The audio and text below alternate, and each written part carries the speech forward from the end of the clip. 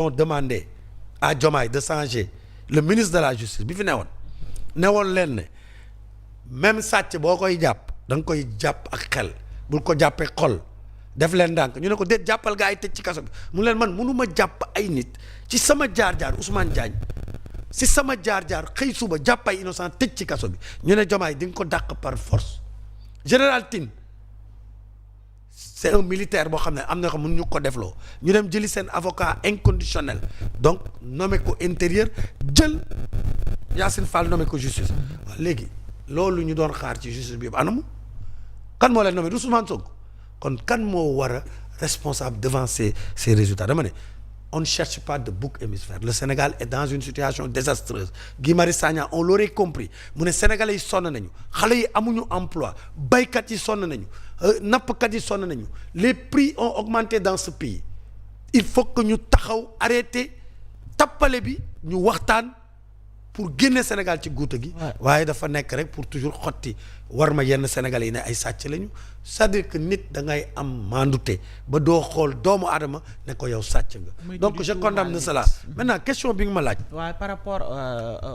au dialogue ak ni mu ko bëgg a defee def en aparté jël kii partem moom kese après jël kee partem moom kese je salue ce format parce que dialogue boo xam ne da ngeen dem hôtel toog ñëpp toog plus de 300 personnes 400 personnes ñu tànn ci quelques personnes qui vont parler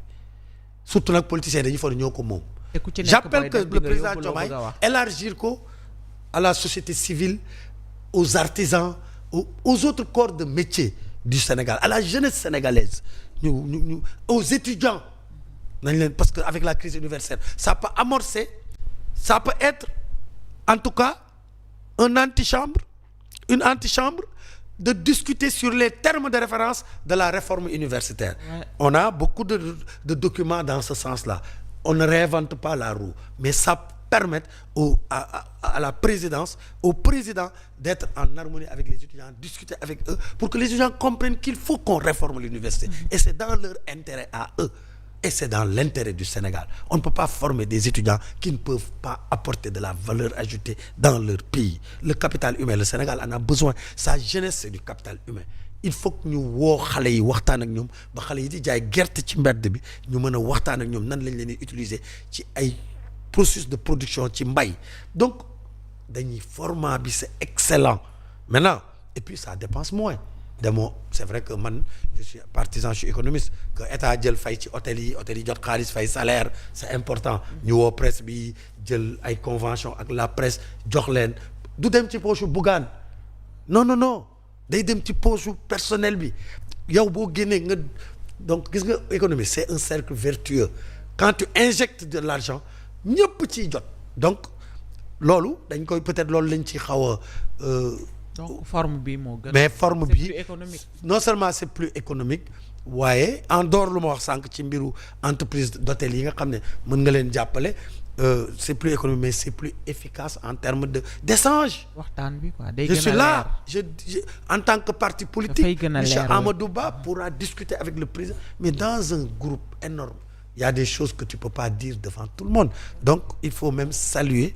ce dialogue-là malheureusement ñoom les autres comme mon frère Guy Marius Sagna ñoom bëgguñu dialogue dañu bëgg unilatéralement ñu mettre ce Sénégal sur le chemin d'un parti État où leur parti va diriger le Sénégal dootul amati dara ku wax ñu jàpp la tëj ci kaso bi en tout cas jënd seeni ay 4x4 nekk ci seen en tout cas seeni privilège ba léegi laaluñu ko malheureusement donc je pense que monsieur Ousmane Sonko mooy gérer Sénégal kooku moom kuy waxal yàlla xam ne Diomaye il est un peu comme le dit notre frère Dia comme le roi d'Angleterre en tout cas il a une vision il donne des orientations mais celui qui met en œuvre la politique c'est Ousmane Sonko et l'échec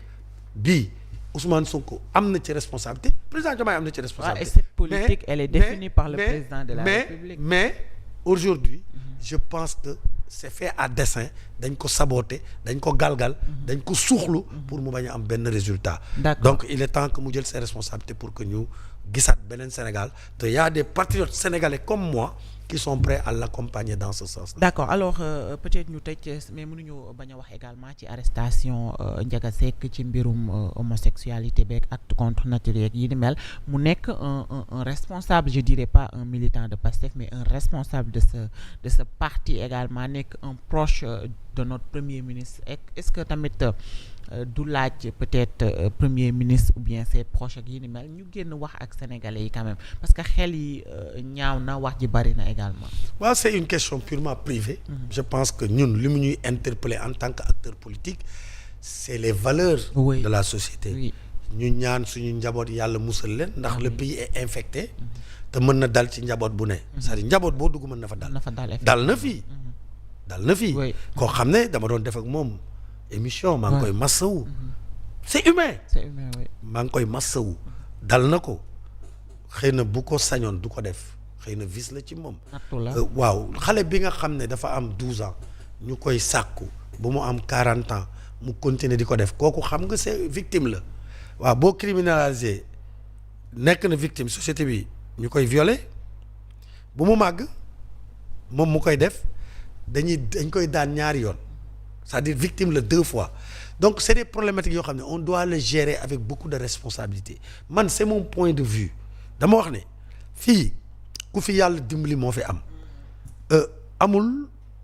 yàlla day tere sàngara am na ñuy naan sàngara ci sutura bés bu ñu leen taalee guddi ñu gis leen ñu teg seeni whisky di ko naan xëy na gémmin dar gémmin am na ñuy tux yàmba dafa ñaawteef nag bu bon la boo xam ne yàlla nañ ci yàlla musal d'autant plus nga am ko di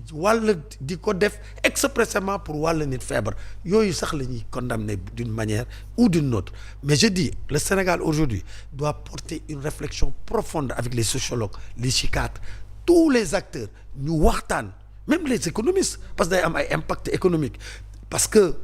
moo durcir la loi sur le plan international les gens prennent des mesures donc ñu waxtaan ne mbir mi ak sëriñ si parce que daara yi am na fa école yi am na fa kër yi am na fa même kër yi da ngay am sa doom bu jigéen bu am 4 ans mu nekk ak nijaayam sa frère mu sàkku ko donc c'est des choses yoo xam ne dañ ko war a waxtaanee en profondeur bañ ko waxtaanee ak xol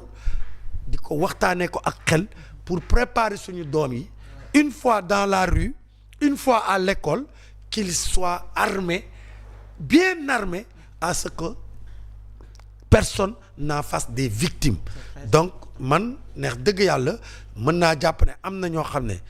papa joo xam ne dafa xëy gis doomam yor portable mu nangu portable dugg ci la xamee ne doomam borom ñaari tur la xamu ko woon donc notre concitoyen premier ministre à son ami Ndiaga Seck certainement mën na ko bañ a xam wala mu xam ko maandu ci man neex dëgg yàlla awma benn commentaire bu may def ci loolu damay éviter sax di ko jege di jéem a je ne pense pas di def rapprochement ak Ousmane Sonko non franchement je ne crois pas je pense que xaritam la nekk na ko nañ ko ñaanal yàlla et puis xool comment réfléchir pour trouver des solutions vraiment durables pour que vice bi nga xam ne mu ngi infecté na Sénégal ñu arrêté ko à temps pour sauver nos enfants. le dernier mot. non first vraiment di la remercier awma sa fay di remercier président Bougane gëm sa bopp di remercier ñi nekk ci kër gi ñëpp